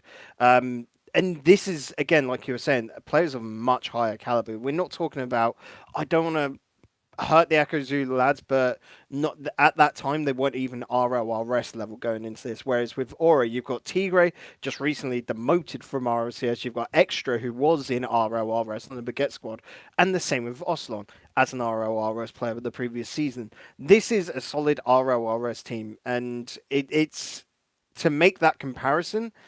They were, again, it was a hard bracket they were in. We can't deny that at all, but it's not. It's apples to oranges. It's not apples to apples. Yeah, I mean, absolutely, you're correct. You're correct on that front. It's two very different comparisons. Like, I do believe that there is some level of Echo Zulu sort of comparison. I do think that they look better than Echo Zulu. Then of course they played in the exact same position as well, top 8, before they went out to a big team. The thing that I mentioned on Twitter though was the fact that this team looks scary as fuck for the RLCS squad. So at first I was thinking to myself, okay, we've got another contender for top 8 in the play-ins. But then I also considered that actually this isn't the lineup that's going to be playing in the play-ins, right? Extra Oslon and Tigre will not be playing together. It's going to be Extra Tigre and Ignite on the fadeaway.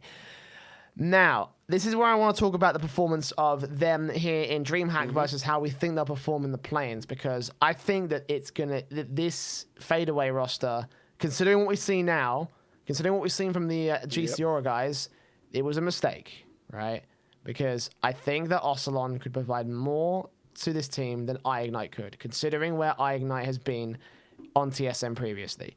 Like, it has not been a good season for him. It's not been a great off-season for him. I still haven't seen anything that gives us the indication that iGnite can still perform at this level. And therefore, it breaks my heart because GC Aura were fucking legit. You know?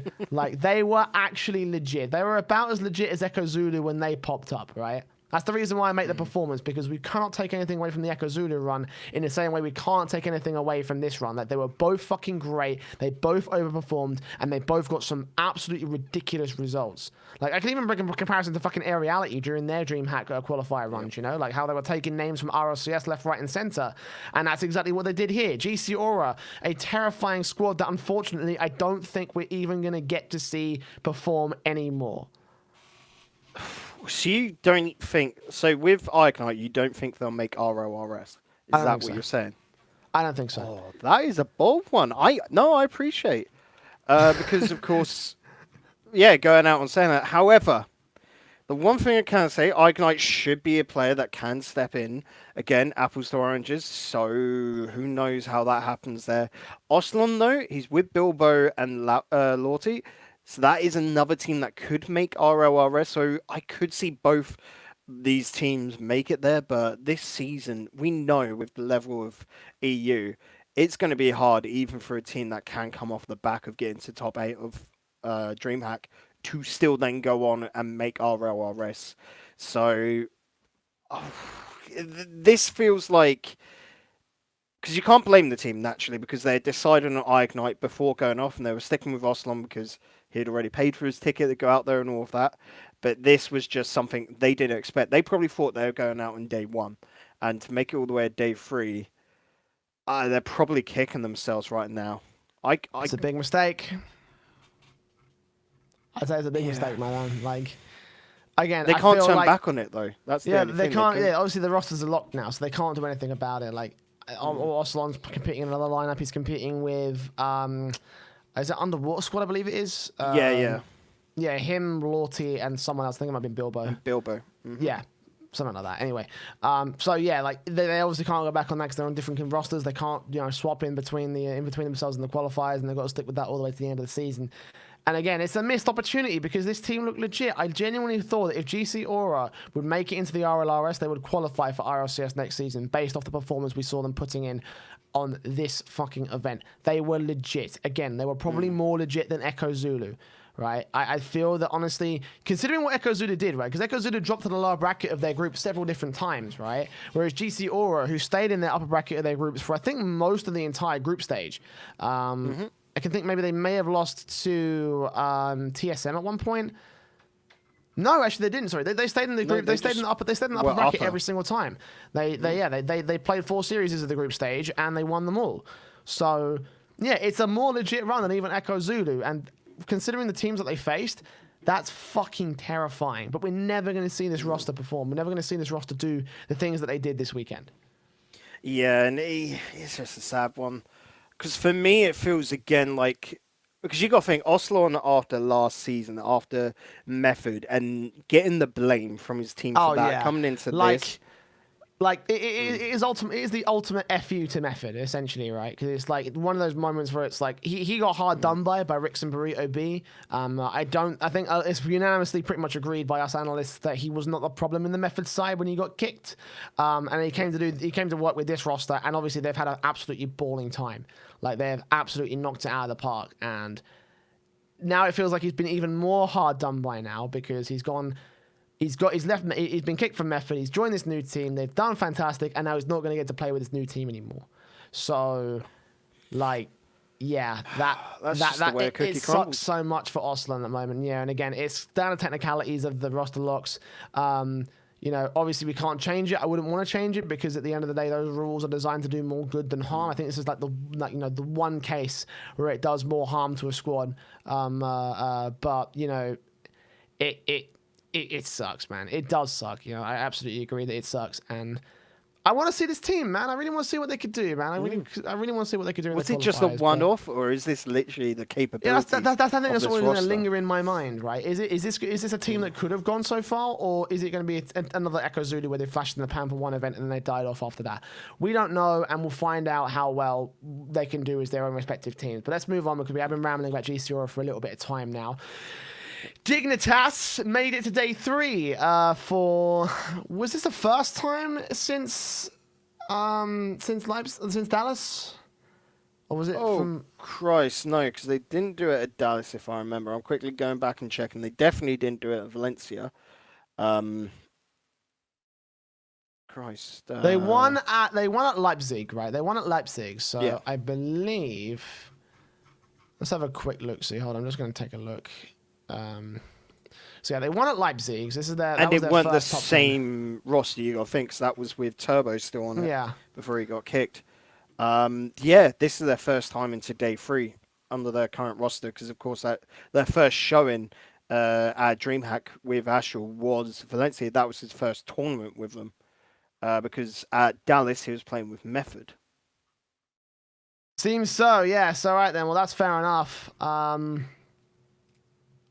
Yeah, well then let's talk about the day 3 performance, because they started off in the group stage in Group C. They beat out 303 and they beat out the Peeps, expected of them. Then they moved on to Group A in day 2, where they beat out Plot Twist. They lost to Cloud9, then they beat Lotus to eliminate them. Then they looked in to face off against G2, which is where they ultimately met their fate, which is fair enough because it is G2. So once again, it's another performance where it's like, okay, I'd rank them to say, hey, this is actually a pretty good, a pretty standard performance for Dignitas. Talking about Astral though, like how much did you get to watch of Dignitas over their run? Because I want to talk about Astral's sort of development, because that's the one thing that we've been focusing on the most in these last couple of months, is has he been developing? And he has been slowly moving up. In Valencia, he didn't look great. In Summit, he did look great. Does he look great here now that we've gone to Montreal? Yeah, he definitely has. This is a team that's starting to gel together, and you can see it on stream, of course, on day 3. It's a little bit harder when you can only see him on the one game, and naturally it was a G2 win, but the closeness of it, it seems like their main focus is their defense here, Jay. They just got to figure out their attacking in the transition downfield. Now, the good signs of all this is if you follow the Dignitas Twitter account and that, you know that they've been boot camping this team. They're putting a lot of investment into it, and for me, seeing an org actually step up and really try and work in their team, when in Rocket League in the past anyway, it just seems like they just throw money at the players for their monthly salary and that's all they do. You know, you just got to wear our jerseys if you're at a live event. There we go. So for Dignitas to actually get involved is great here, isn't it? Yes, indeed. That is exactly how great it is. And for Dignitas, again, I feel like they've had a pretty decent performance, an average performance. They lost to the eventual tournament finalists. That's fair play to them. So yeah, GG Dig. But they weren't the team that came back to the form they should be at. Yeah, is what we should say. They weren't the team that came to the top of the table when it came to the European teams, though. That honor goes to Renault Vitality, who have surged in performance this time around. I think that this isn't the kind of immortal Vitality that we saw in their EU league play run. It still has a couple issues they need to sort out. It didn't look quite as confident, and obviously they only ended up going down to the semi-finals to the Peeps, but they beat Cloud9 on the way. They obviously eliminated Reciprocity. We brought to mention that a little bit ago. They lost to G2 to get to that point. And then the Group 1 day 1 group stage, they faced up against, who was it? Controller of Space Station. That was a pretty standard group for them. Pretty confident time for Renault Vitality. And again, the highest placing team from the European region. Well, do we think that this puts them above the other teams, though? Because obviously they have the World Championship in tow, but they've had some pretty shoddy performances at previous lands. Does this trying to rectify that, or is this not quite enough to push them over the edge? No, it's really not for me, because when you look at Vitality, with it being, I wouldn't say the highest paid team in the whole of EU, and definitely the highest sort of like profile team, you can definitely say that. This is a team where getting to the quarterfinals is the expectation. Getting to the semifinals, you could even push, is their expectations these days, you know? And it's one that it comes with caveats, because they did not feel comfortable this weekend. I want to argue they were still very weird in their play style. Of course, day 1 they had arguably one of the easier runs out of all the teams, Controller Esports and Space Station Gaming. And then going into day two, we saw them take down Ghost 3-1, pretty expected result, but that 3-2 loss to G2 is one I do want to point out because, again, they've struggled against G2. I know they took them down in World Finals, but they haven't been able to take them again. And then, yeah, just only scrimping it by Reciprocity, which were having the trouble in there as it was, like we've been saying. So it feels like Vitality were pretty lucky to get to day three, I want to argue, and then on day three, they were just playing in a fashion which was awkward, and their opponents couldn't deliver against it. It's Yeah. an arc one. It's a very odd one, but they got the results, and they haven't done that since Worlds. So hopefully this is the sign that things are getting fixed, but I don't have any confidence in knowing that it's fixed, if that makes sense. It just, so it's, don't know what to make of it. Yeah, I can understand that, to be honest. I completely where you're coming from. Again, it didn't feel like confident Rocket League. No stretch of the imagination from the playoffs stage. But, you're getting a close series against Cloud9, close series loss against the Peeps. And obviously the Peeps went on to win the whole damn thing, so that's fair enough in that regard. I think right now Vitality, again, they've earned that opportunity, but now they've got to continue to improve because, again, if they want to get back to that untouchable status that they were in league play, they've got a few more things they need to fix. The defensive was patched, but then the offensive started to lack as well. So it's kind of like a balancing act with them, and they can't quite keep both. They can't quite keep both elements up high. They can't really lift them up to the point of being just world class, unstoppable, unbeatable sort of talent. You know what I mean? Yeah, definitely. And for me, because we're going to have a very quiet spell for these RLCS teams as we go into league play. But league play, they've got to do essentially the same as what they did last season and be dominant for a lot of people to get that confidence again because they can't keep playing this wishy-washy style. And I'm hoping we could see some boot camping from them. I'd imagine we'll probably get a show match. As they do. Can you remember last season around this time we had, I want to say it was Vitality versus PSG show matches. They could put on another one of those and maybe we'll get to see that. But it's going to be a quiet time, but that could be what they need is a moment of, I want to say, silence to just not boot camp as such, but work together and actually improve this team. Yeah, I'll say the same thing again. I try and with agreement, right? Let's move on and talk about the last few teams, because now this is the part where we're going to move from the European side to the North American side, because obviously NRG are a team we have to focus on. Turbo Pulsar is playing with them, so we decided, yeah, let's talk about him for a little bit. Let's talk about how he's fitting in with the NRG side, because they progressed at a rapid rate. They progressed at such a rapid rate, Brought in before the summit, and not the summit, obviously, he had a really good performance, and they actually won the damn thing. We predicted NRG to be in the finals with Reciprocity. That didn't quite end up happening, but still a pretty monster performance from them, beating out GC Aura, coming close to beating out G2. In day two, they, what was it? I believe they lost to Mousesports, and they just easily swept over Lotus and Plot Twist. And in day one, they had also a pretty easy affair in their day one group stage. So yeah, I'd say that overall it was a monster performance from them. And I think that Turbo is slowly starting to get really, really confident with this side. Coming into the RLCS, that's a scary fucking thing for the North American guys, Turbo getting confident. He's always confident. Come on, it's Turbo for Christ's sake. But I mean, in terms of his gameplay, right? His personality is always going to be cocky and confident. Like you should have seen the tweets he was posting out. Like EU sucks. So, mate, you fucking traitor. You used to be here. You used to live here, you bitch. It's ridiculous, man. Howdy doody do you? Now, looking at this, though, I'm looking at their results in that gen. What I can see is it sort of started before Turbo moved across, with that win at Valencia. Naturally, NRG have always had a problem of great online performances, but bad LAN performances. So for them to now start getting into a streak, I want to say a hot streak, because it sort of is, coming runner-up, winning, and then coming top 4. NRG needs to keep this consistency up because that's 3 in a row, and that is a good fucking sign. Turbo is fairly consistent. Well, I mean, he's part of the Dig Dynasty, which was consistent as all hell, the most consistent team in Rocket League history. So here it's a good sign that NRG are building. Now, if they can just keep on this level, that's all they need. Because naturally, I don't think we're ever going to see an era again where one team is just winning everything. But you're going to see a handful of teams win everything. And if NRG can just keep making top four, they're arguably one of the best teams in the world, because they will get that chance to win again. But they just got to make sure they don't slip. They don't drop in day two again and similar likes. Essentially, what we expect from NRG this coming season is to hold up that torch again and come out top two in league play out of the regionals, because that's what you should expect of NRG. Yeah, absolutely. You're right. I can't take anything away from that. I think you've probably taken the words out of my mouth there. Good stuff from NRG, obviously, for this weekend. Shame they couldn't go that far against G2, though. Obviously, G2 were able to beat them out in the semis and make it to the finals. They've struggled in these brackets, but this time fortune was on their side. Obviously, beating out the Dignitas side and going to the finals above them, beating out NRG in the playoffs and the semis.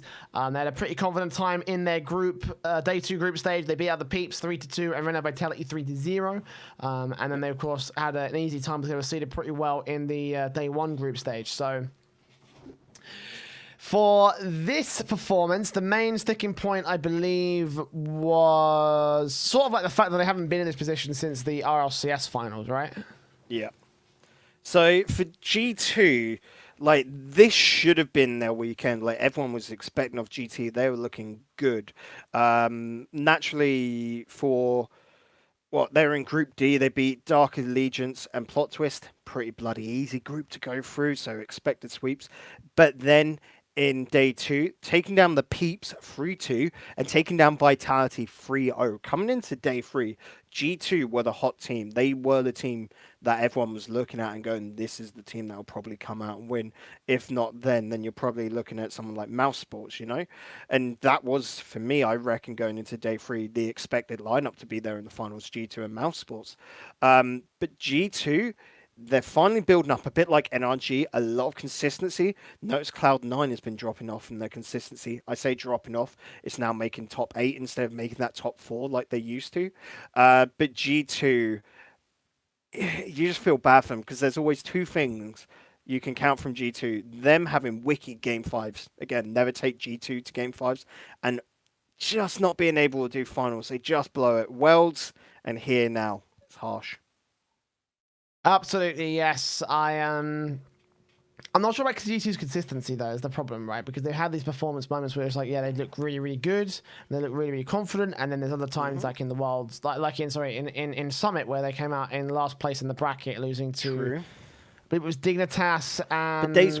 Didn't they in the group stages do incredible? They came out top. It was just because they had... Yeah, Dignitas, who were incredible, would be on the Summit, and then it was Frontline because they just lost PSG, but Reciprocity hadn't picked them up yet. Reciprocity. Yes. Reciprocity. It's a dumb name. I hate the team name. I love the team. Okay, let's go. Right, okay. Well, we'll leave G2 there for now and move on to talk about the Dream Run, the Peeps. My God on high. I made a tweet out during the final saying I'm going over all the Peeps demos because the way that they outplayed so many RLCS teams, including G2, was fucking insane. Let's start at the beginning. Very good place to start, I might add. They were Where else would you start? You start at the end and work your way back. It's always a decent enough That's idea. A backwards, dumbass approach. Go on. It's literally backwards, mate. Yeah. So the Peeps were in Group C for day one. They were able to beat out Linked Up, lost to Dignitas, and then beat out Ground Zero, which I think was pretty expected of them at that time. No one really took note. They were mostly focusing on GC Aura and their underdog run through the likes of TSM and Mousesports. But then in day two, the Peeps came up. They faced off against G2. They lost to them there in the best of 5. It was a full game 5, so they already had a little chip on their shoulder going into those finals. Then they beat Ghost, and then they beat TSM to make it in. And that was when we were like, okay, this is looking pretty good. And then they beat Mousesports, which was like, all right, this is pretty fucking good. And then they beat Relay Vitality in a best of 7. It was like, okay, now this is pretty legit.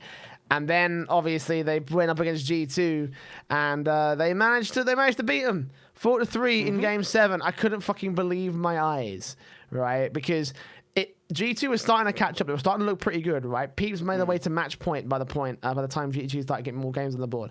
And then they just turned the champions field and they fucking demolished G2. They demolished them. It wasn't even a challenge for the Peeps. Like the amount of times they baited in defensive to strike on open nets, the amount of times that they had incredible passing plays utilizing the G2 backboard. Yep. It's insane, man. Again, I'm going to go over those demos when they get released because fuck me, what a performance and what a showing from the Peeps.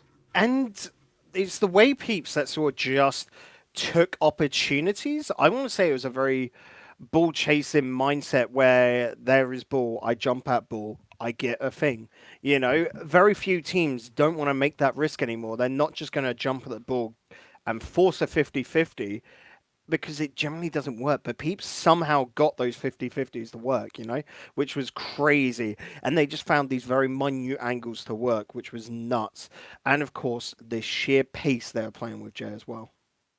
The pacing was ridiculous, man. Like, again, I'm so stunned that a team like this that just promoted to the RLCS could go so far as to win a major, right? We talked about complexity, and we talked about FC Barcelona and how they were able to, make good runs, even though they were still in the RLRS at the time. But the thing is that neither of those teams were able to win championships. The Peeps have outright won a LAN before they've even entered the RLCS official, or realistically, which is insane, right? That's like not something that should be happening like ever, essentially. You know, like I'm stunned. I'm genuinely surprised that this is how things went down with the Peeps. I honestly thought that they would fall to Reno Vitality. They didn't, and then I thought after that I was like, the GT's got to be the end of the run. It's got to be the end of the dream, right? And it just wasn't. And again, I'm so impressed with the Peeps, man. I think it's probably time we started focusing more on the North American bubble scene, because if they're producing this, then our bubble scene might have a run for its money. Well, and you got to think of this as well. Peeps came in to day 3, technically, by how it is all laid out, as the lowest seed for day 3. Because, again, Jay, they only just scraped through day 1 and day 2. You look at how they progressed there, in Group C. Taken down, linked up, sure, that's just, yeah.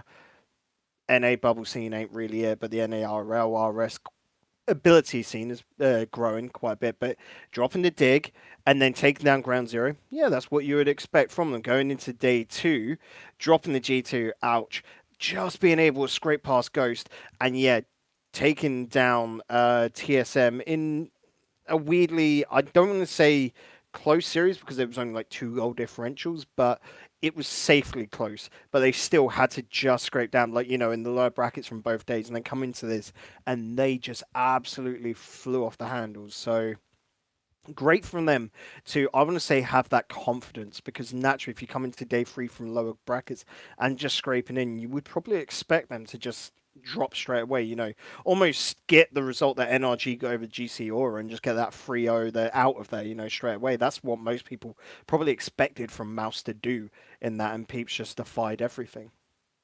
It's really cool as well because, again, we talk about how legit the format for Dreamhack is. I put a tweet out on Sunday night when they took their victory, and I was like, the reason why this performance is so far should be celebrated is because the fact that there was no semantics getting here. There was no shenanigans. It was all victories, right? They beat Reno Vitality. They beat G2 to win the championship. They beat Vitality to make it to the finals. They beat Mousesports to make it to the semis.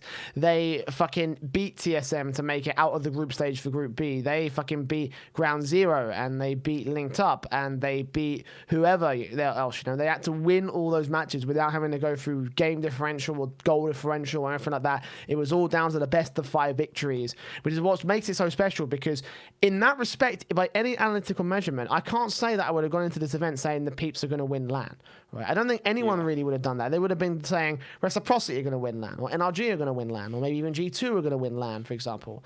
And the Peeps probably weren't even part of that picture because of how difficult that is. So the fact that they were able to achieve that against all odds and with all difficulties in implication, that is fucking awesome. That is so cool to see.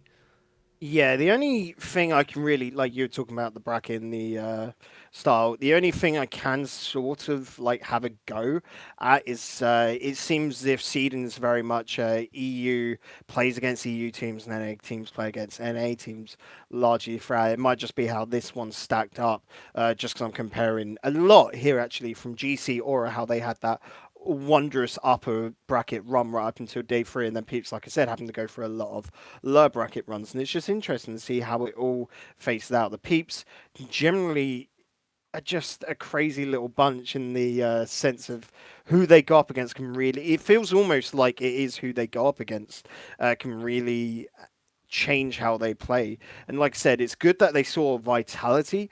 Like I said earlier, not really playing on ball and being very confused themselves. So Peeps, with that all out, we're just very confident how we're playing, be able to sweep that, like not sweep that, but really stick it to vitality there.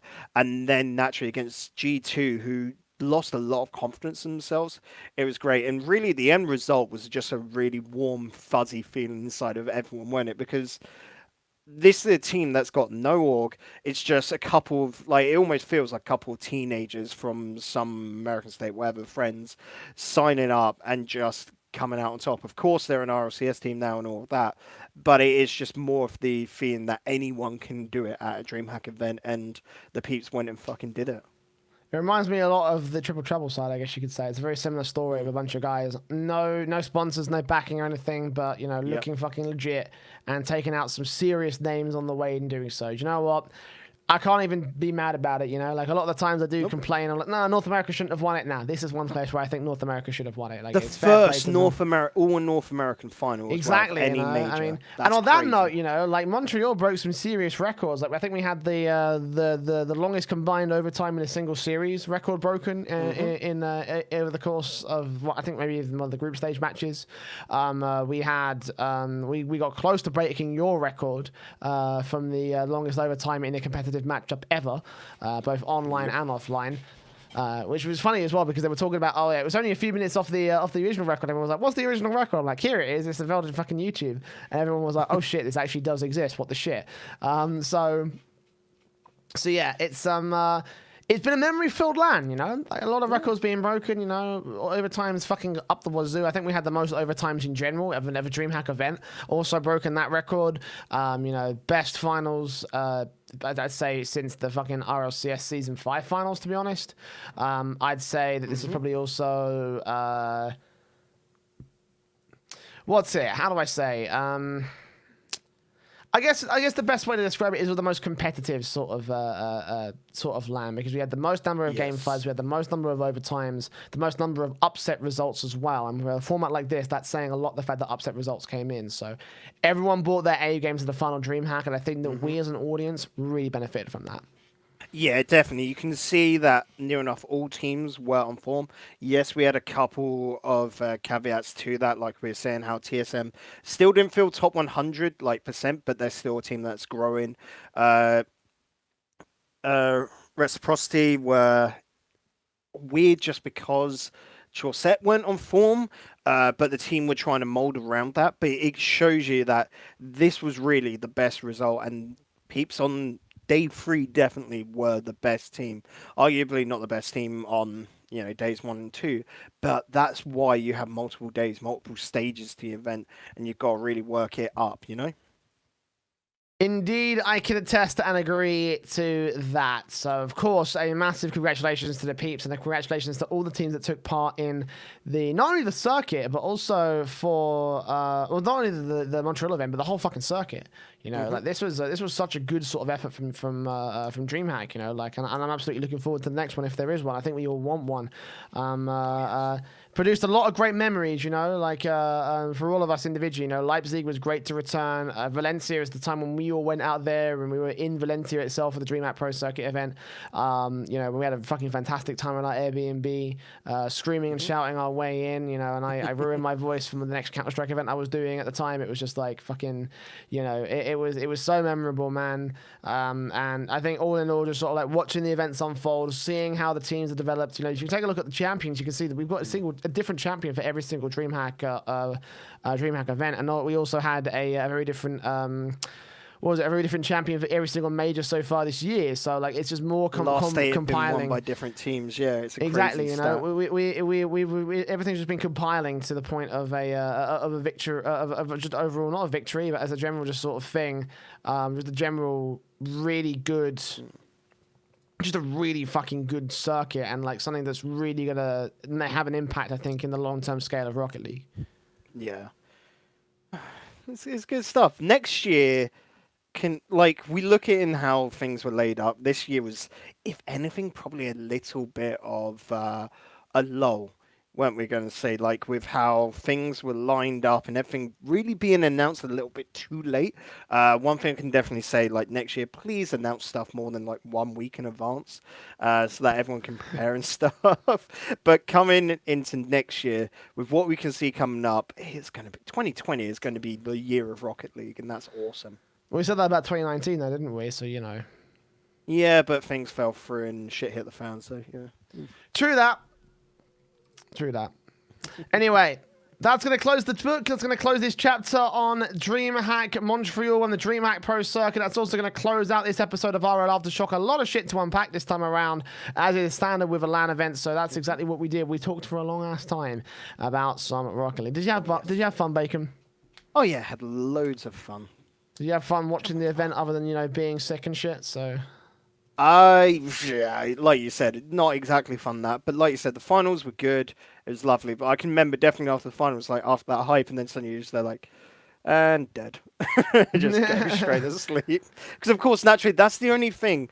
Like, just DreamHack with your stuff. Think about the rest of the world when it's finishing at 2 a.m. in the morning on a Sunday night. Just can we not start things a little bit earlier, especially when you're on the East Coast? I will give a little bit of credit at the very least to the fact that it is a North American LAN. So what can you do other than that? Anyways. We are going to take off for another week. That's going to be it for us here at RLAfterShock. I'm pretty confident nothing's going down in the next week or so. If there is, then I'm certainly not aware of it because, Peeps should get their org named, apparently, but yeah. Yeah, we'll find out about that. That's a bit. Cover it. Yeah, that's a bit out of our remit, because we're we've got fucking